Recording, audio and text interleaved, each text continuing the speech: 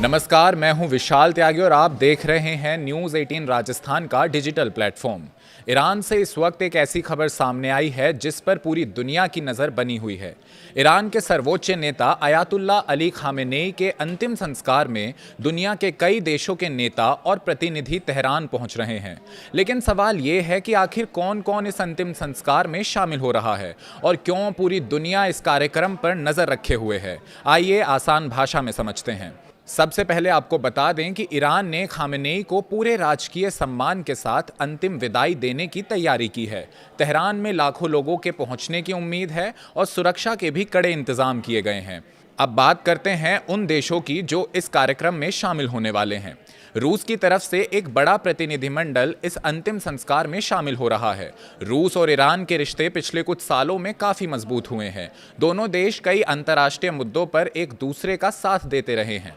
चीन भी अपना प्रतिनिधिमंडल भेज रहा है।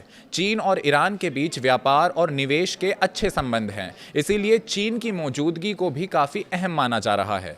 इसके अलावा पाकिस्तान, इराक, लेबनान, सीरिया और कई दूसरे देशों के नेता और अधिकारी भी तेहरान पहुंच रहे हैं।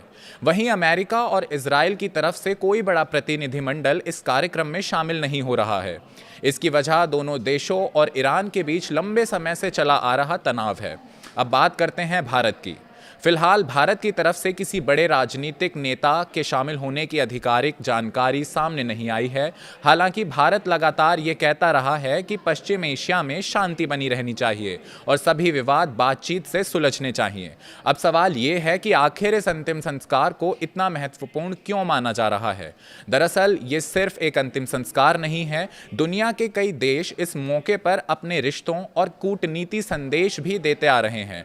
कौन सा देश किस स्तर पर प्रतिनिधि भेजता है, इससे दोनों देशों के रिश्तों का भी अंदाजा लगाया जाता है। यही वजह है कि पूरी दुनिया की नज़र तेहरान पर टिकी हुई है।